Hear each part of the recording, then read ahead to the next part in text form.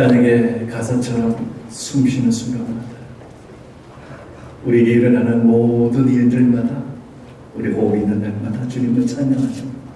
얼마나 귀한 찬양입니까? 주님께서 우리 삶 가운데에 함께 하심을 믿고 날마다 주시는 그 은혜를 우리가 호흡 가운데서 찬양하는 그 복을 다 누리게 되시기를 주님의 이름으로 축원합니다. 이미 추석이 시작되어서 연휴를 보내고 있습니다. 어제가 추석이었죠. 토요일이었습니다. 그리고 추석이 되면은 고향을 찾아가고 고향을 또 찾아오는 사람들이 많아지죠. 그래서 교통은 언제가 제일 복잡하다. 이 시간을 피해라. 그렇게 이제 방송이 나오기도 하고 또 이럴 때 오고 가는 길이 조금 멀다 할지라도 마다하지 않고 고향을 향해서 가는 것이 추석 명절의 우리의 모습입니다. 고향은 늘 오고 싶은 곳이지요. 늘 가고 싶은 곳이고 늘 함께 하고 싶은 곳입니다. 이것을 우리는 향수라고 부릅니다. 고향에 대한 향수는 누구나 가지고 있습니다. 그러면 왜 고향에 대한 향수가 우리 가운데 있을까요? 여러 가지 요소가 있겠죠. 그 중에서 가장 중요한 것 중에 하나라고 얘기할 수 있는 것은 가정입니다. 부모님과 함께 있었던 곳이기 때문에 형제자매가 함께 자란 곳이요 친지들이 그 주변에 생활하고 있기 때문에 고향이 그런 것입니다. 가족에 대해서는 긍정적이든 부정적이든 간에 추석이 되게 되면 생각나게 됩니다. 그리고 어렸을 때의 추억에 잠기기도 하고 눈으로 확인해보고 싶어 하기도 한다는 거예요. 그런데 이 고향에 가시는 분들이 계시기도 하고 또 고향을 찾아오시는 분들도 계시고 또 다른 데로 가서 제3의 장소에서 만나는 경우도 있습니다. 코로나가 많이 잠잠해지고 장로님의 기도 말씀 가운데도 나왔지만 이제 거리두기 없는 추석 명절을 오래간만에 보내는 이 시점입니다. 그럼에도 불구하고 또 조심해야 되는 부분들이 계시기 때문에 또 혼자 머무는 분들도 계시죠. 집에서 병원에서 요양원에서 또한 추석이 되었지만 이 추석이 되면은 괴로우신 분들이 있습니다. 남들처럼 추석을 보내지 못하고 제때 찾아가지도 못하고 외로워하시는 분들도 있습니다. 그런 분들에게는 주님의 직접적인 위로가 있게 되기를 바랍니다. 계절적으로는 이 추석이 굉장히 좋습니다. 춥지도 않아요. 또 덥지도 않다라고 해서 적당한 날씨가 추석의 계절에 어울립니다. 그리고 오곡백과가 무르익게 되는 계절이기도 합니다. 우리 민족의 아름답고 풍성한 것은 마치 추수감사절이다, 추석이다, 한가위다 말할 수가 있습니다. 가을에 풍성한 수확을 거둬들인다고 해서 예로부터 더도 말고 한가위만 같아라 그렇게 우리는 소원을 빌었던 민족이기도 합니다. 그런데 이번 추석은 추석이 조금 이르지요. 또 그리고 장마가 길었어요. 그리고 여름 장마, 가을 장마. 일조량이 부족했던 부분도 있고 또 얼마 전에는 태풍이 오게 돼요. 지금도 수확을 이루지 못하는 농산물에 또 하나 태풍이 온다라는 반갑지 소식도 있습니다. 그래서 피해가 있다는 거예요. 그리고 물가는 굉장히 높습니다.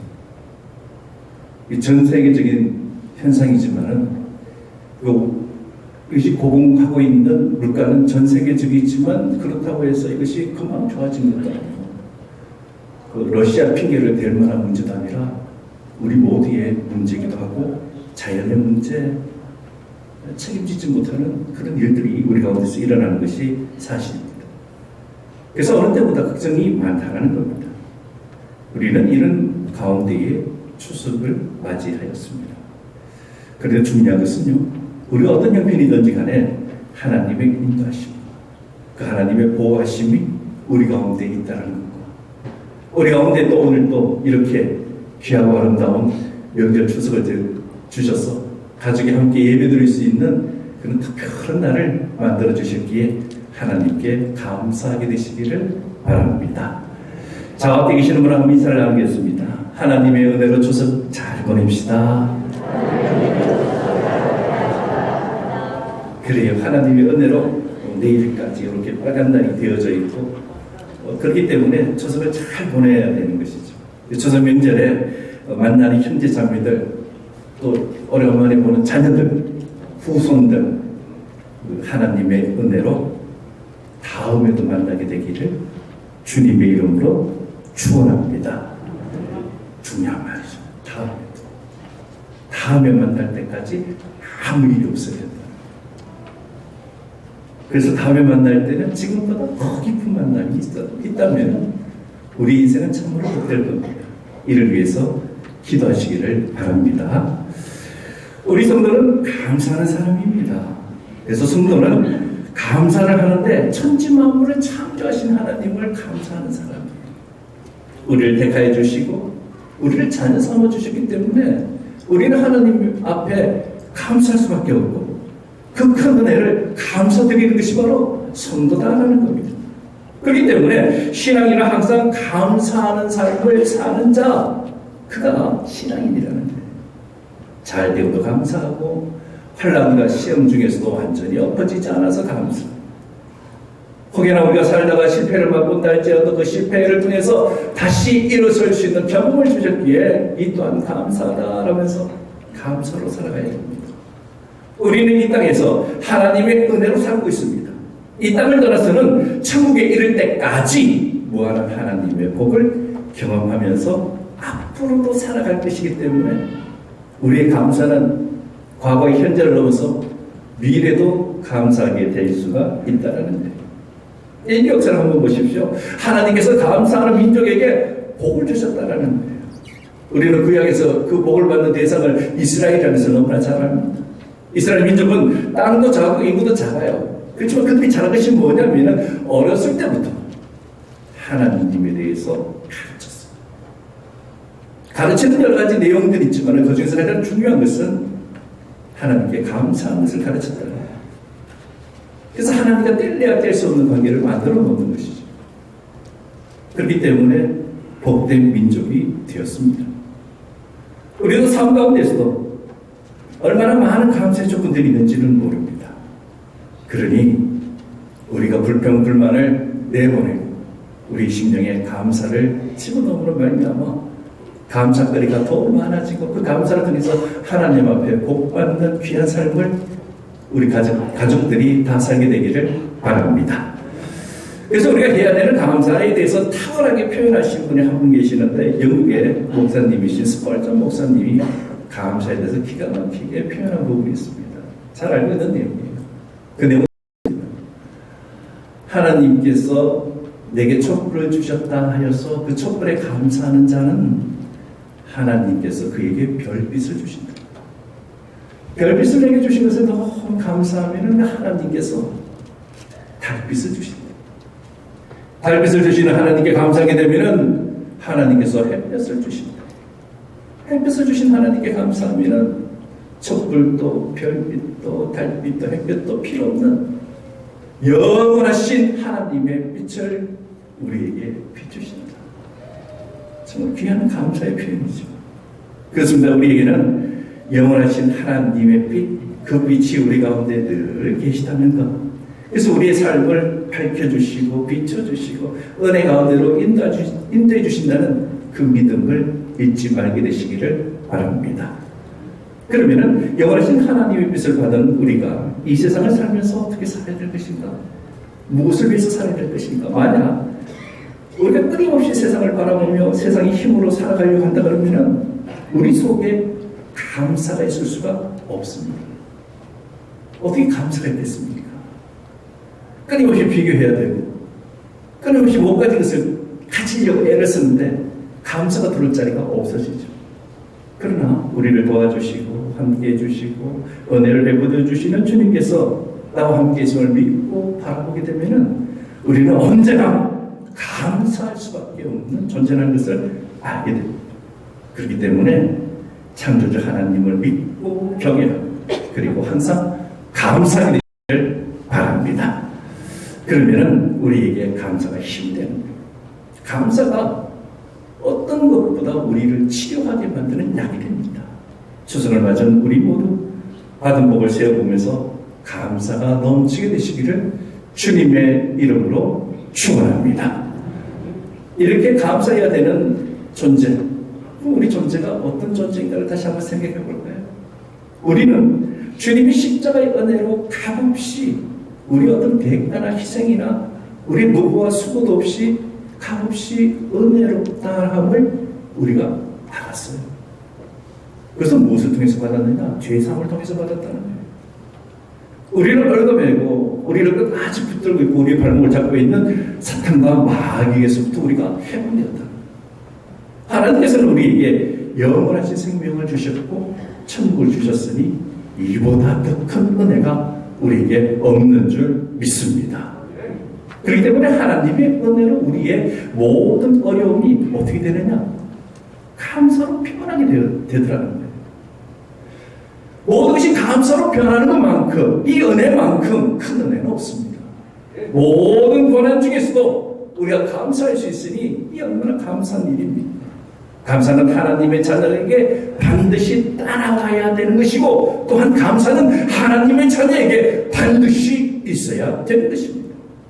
그런데도 이 세상을 살아가면서 주님께 감사할 일이 한없이 많고 셀 수 없이 많지만은 많은 사람들이 감사의 삶을 살지 못하고 있습니다. 우리는 감사라는 것을 어떻게 생각할 때가 있느냐 하면 무엇인가 잘 되어야지 감사하다라고 표현을 합니다. 무엇인가 출세를 하고 내가 원하는 것을 얻거나 그 이상을 내게 주어질 때 비로소 감사하다라는 생각을 합니다. 그러나 감사는 그런 것이 아니라는 거예요. 잘 살수록 우리는 사실 불평이 더 많아요. 더 많은 것을 갖고 싶어하는 것이 우리의 본성이에요. 이 제약된 본성 때문에 거짓말을 하게 되고 남의 것을 착취하면서도 정당화해요. 법이 허용하는 테두리 안에서 온갖 방법을 다 사용하면서 권력을 행사하는 것 단맛이지요. 그러면서 그것을 가지고 사는 것을 부러워해요. 우리에게 있는 기쁘고 즐거운 것보다 감사하지 못할 때 찾아오는 우울증이 우리를 더 엄습할 때가 많다는 거예요. 감사가 빠져버리니 서로에 탐관하게 되는 것이고 누구 때문이다 라는 원망을 돌리다 보니 관계도 파괴되고 가족도 파괴되는 일이 점점 많아지고 있습니다. 그러면 어떻게 해야지 감사하는 삶을 살 수 있을까? 간단해요. 성경이 우리에게 말씀하시는 것은 무엇이냐면 창조자 하나님과의 관계가 열려져야 된다는 겁니다. 그때의 감사하는 마음이 그 속에 들어오기 때문에 감사는 주님과 관계가 원활해야지 참되게 감사가 나온다는 겁니다. 우리가 주님과 올바른 관계가 되어야지 감사하는 인생이 됩니다. 우리 한번 따라해 볼까요? 주님과 올바른 관계를 맺자. 그래, 주님과 올바른 관계를 맺자. 이거 잊지 마. 그러면은 우리에게 일어나는 모든 것들을 우리는 신앙으로 해석할 수 있는 힘이 생기고 우리가 듣고 보고 읽고 하는 모든 말씀이 나의 말씀이 되고요. 내가 한 기도가 한없이 스트레스를 발산하는 기도가 되는 것이 아니라 믿음 없는 기도가 되는 것이 아니라 하나님이 빠지고 내 욕심만 가득 찬 기도가 아니라 주님의 뜻을 구하는 기도가 된다. 그때 우리에게 하나님과 올바른 관계가 형성되었다라고 표현합니다. 그러면 하나님과의 우리 관계는 어떤 관계길래 이렇게 관계가 중요한 것입니까? 시편 100편 3편의 말씀은 이렇게 우리에게 증거를 해줍니다. 그 말씀 보면 이렇습니다. 여호와가 우리 하나님이신 줄 너희는 알지어다. 그는 하나님이죠. 그는 우리를 지으시니요 우리는 그의 것이요 그의 백성이요 그의 기르시는 양이로다. 그렇습니다. 우리는 그분의 양이에요. 그분은 우리의 목자예요. 내가 내 스스로 목자라고 착각하면 안 돼요. 내가 모든 것을 찾아서 이루어낼 수 있는 목자다 생각하는 순간 우리는 잘못된 길로 가게 됩니다. 그러나 우리가 나는 양이다. 그분이 지으신 것이요 그분의 백성이요 그분은 나의 하나님이시다 라는 것을 믿고 따를 때에 우리는 한참도 못 보고 길을 잃어버리고 먹을 것을 찾지 못하는 내가 양이구나 라는 것을 비로소 깨닫습니다. 주님이 우리의 목자 되심을 인정합니다. 우리가 쉴만한 물가로 푸른 초장으로 인도하시는 분, 그분이 우리의 하나님 목자 되십니다. 우리가 주님을 떠나서는 아무것도 할 수 없어요. 존재가 아니라는 것을 주님을 떠나고 난 다음에 비로소 우리는 확인하게 됩니다. 필두된 존재가 됩니다. 이 사실을 고백하고 오직 목자 되시는 주님만 감사하며 주님만 붙드시는 그 은혜가 일평생 우리에게 있게 되시기를 주님의 이름으로 축원합니다. 그러면 우리가 어떻게 하나님께 감사해야 될 것인가? 감사의 내용이 뭐야 되고 방법이 뭐고 우리는 어떤 태도를 가진 것이 옳은 것인가? 시편을 보게 되면 감사의 사람이 나옵니다. 그분을 보면 답이 좀 나와요. 어떤 사람이냐? 다윗이에요. 다윗은 참으로 어려운 환경과 시험이 많았던 사람입니다. 차별도 많이 받았습니다. 아버지로부터 오는 차별, 형제로부터 오는 차별, 사람들로부터 오는 차별, 권력을 진 사람과 권력을 지지 못한 사람들 그 틈방 내에서 고통스러운 삶을 연속해서 죽을 때까지 살았던 사람이었어요. 하지만 다윗은 사람에게나 세상에게나 어느 곳에 증오를 발산하면서 그 원망 가운데 살았던 사람이 아니었다는 거예요. 그러면 다윗은 어떻게 했을까? 시편 30편 11절과 12절 말씀 보면은 다윗이 그의 심령을 다스리는 부분이 나오게 됩니다. 믿음의 사람의 모습입니다. 그 말씀 보면 이렇습니다. 주께서 나의 슬픔이 변하여 내게 춤이 되게 하시며 나의 베옷을 벗기고 기쁨으로 띠띠우셨습니다. 12절 말씀에 이는 잠잠하지 아니하고 내 영광을 주를 찬양하게 하심이니 여호와 하나님 나의 하나님이여 내가 주께 원한다 영원히 감사의 사람이었어요. 다윗은 감사가 넘치는 삶을 살았습니다. 그러니 하나님께서 이 다윗에게 존귀 여기는 그 자리로 올려놓으신 거예요. 그리고 다윗을 높여주셨습니다. 거듭거듭 목동에서 한나라를 다스리는 통치자로 만들어주셨습니다. 왕으로 만들어주셨습니다. 그리고 다윗의 일생 동안 필요한 모든 것들을 하나님께서 채워주시고 공급해주시는 모습이 그곳에서 나옵니다. 그러니 우리도 다윗처럼 감사해서 다윗이 받았던 복이 우리의 복이 되기를 또한 주님의 이름으로 축원합니다. 이제 말씀을 정리합니다. 우리가 다윗처럼 감사해서 다윗의 복을 받으려면 다윗이 어떻게 감사했는지를 알아야 될 것 아닙니까? 그래서 다윗의 복을 받죠. 그러면 다윗의 감사는 어떠해야 하는 것인가? 다윗의 감사는 다윗이 착해서 그냥 누가 한번 푹 지어갖고 가면은 그러고 웃고 하는 바보 같아서 다윗이 그랬나요? 아니에요. 다윗은 자존심이 굉장히 센 사람이었어요. 자기가 하는 일에 대해서 굉장히 자부심을 가지고 있었던 사람이었고요. 끊임없이 자기가 목표한 것을 노력으로 갔던 사람이었어요. 바보가 아니에요. 심성이 아주 좋아서 그런 것도 아니에요. 우리의 아내 바세바를 범한 만큼 그도 강묘한 모습이 있었어요. 그러나 이 다윗이 어렵고 힘들 때에 그가 어떻게 했는가? 감사했다. 힘들고 어렵고 고통스러운 가운데서 감사가 나온다는 것이 쉽냐? 어려워요. 우리 살아보면서 우리 그런 말 잘하잖아. 에휴, 한숨 쉴 때도 있고, 아우, 죽고 싶다 말아볼 때도 있고, 뭐가 안 되니까 성질이 확 나서 별별 말 다 하잖아요. 정신 차리고 후회하기도 하고. 그게 우리의 본성이에요.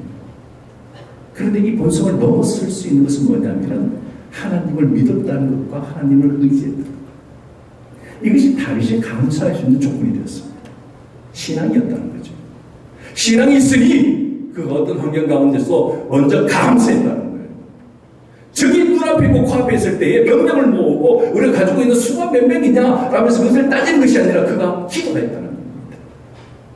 하나님을 믿고 의지하는 것은 그에게 감사를 받기에 충분한 것입니다. 그렇습니다. 신앙이 있어야지 감사할 수 있습니다. 하나님을 나의 하나님으로 믿을 때에 내게 일어나는 모든 이게 하나님의 뜻이구나 라는 것을 깨달을 때에 비로소 우리는 감사할 수 있는 준비를 하는 것입니다. 신앙이 없으면 내게 일어난 일이 우연이거나 재수가 없거나 또한 나의 노력으로 그 모든 것을 극복할 줄 아는 그런 것으로 착각하게 됩니다. 그러면 우리는 어떻습니까? 우리는 신앙으로 하나님께 감사합니까? 아니면 불평과 원망이 끊임없이 내가 입을 열 때마다 나오나요? 참으로 아버지를 나의 하나님이라 고백하는 자 하나님의 자녀입니까? 하나님의 자녀가 되어야지 아버지 하나님의 은혜와 복을 받을 수가 있습니다.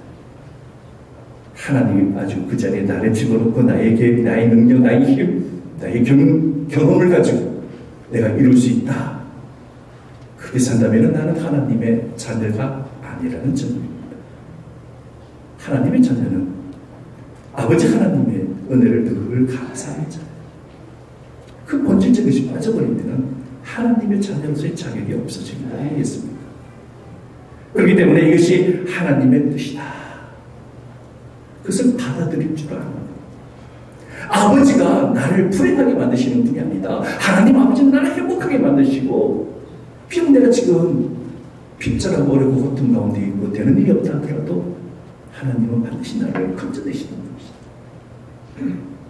그 하나님의 뜻을 믿는 자 데살로니가전서 5장 18절에 이렇게 말씀합니다. 범사에 감사, 명령이에요. 감사해도 좋고 말고 무조건 감사. 이것이 그리스도 예수 안에서 너희를 향하신 뭐라고요? 하나님의 뜻이다. 하나님께서는 감사하는 사람, 감사하는 가정 기뻐하십니다. 그리고 그 가정에 하늘 문을 여시고 기쁨으로 그 복을 내려주십니다. 그렇게 하나님의 뜻이 임할 줄로 믿습니다. 복을 받을 수 있는 능력이 돼야지 복을 주지요. 은혜를 받을 수 있는 자격이 돼야지 은혜를 받지요. 줬는데 다 쏟아버리고 복을 줬는데 그것을 내팽개쳐버린다면 그 어떻게 하나님의 은혜 가운데서 살아갈 수가 있겠습니까? 우리가 이 하나님의 뜻을 합당해서 다 복을 받아야 됩니다. 그러기 위해서 하나님의 자녀는 하나님께서 주시는 가정, 이 가정을 귀하게 여기는 자들이라는 거예요. 가정보다 귀한 것은 없습니다. 추석이 되면 가정을 깊이 생각해 보십시오. 가정이 정말 귀합니다. 우리 주님 앞에 겸손하겠으면 이 가정이 얼마나 중요하다는 것을 알고 가정이 천국이 이루어지는 것이 얼마나 간절해지는지를 다시 한번 보게 됩니다. 깨어지고 무너진 가정 다시 주님께서 만주셔서 올바른 가정이 되게 되기를 바랍니다. 또한 추석 명절을 맞아서 우리 가정에 하나님 아닌 것들로 우리를 혼미케 만들고 미혹케 만들고 우리를 유혹하고 싫어하는 우상숭배가 다 떠나가는 가정 또한 되기를 바랍니다. 온 가족이 한 믿음으로 모여서 주님을 찬양하고 주님의 말씀을 사모하는 복된 가정, 그 가정을 주신 하나님께 감사하고 아직은 아니지만 앞으로 그런 가정을 만들어주실 하나님 앞에 감사하게 되기를 바랍니다. 그래서 우리 춘향교회에 속한 모든 성도님들 또 이곳에 모여서 예배드리는 모든 분들 오직 주님만 섬기고 감사하고 행복하게 되어서 주님께서 주시는 편안한 복으로 다음 명절에도 다음번에도 또 만나는 그 복이 우리 가운데 있게 되기를 넘치게 되기를 주님의 이름으로 축원합니다. 기도드립니다.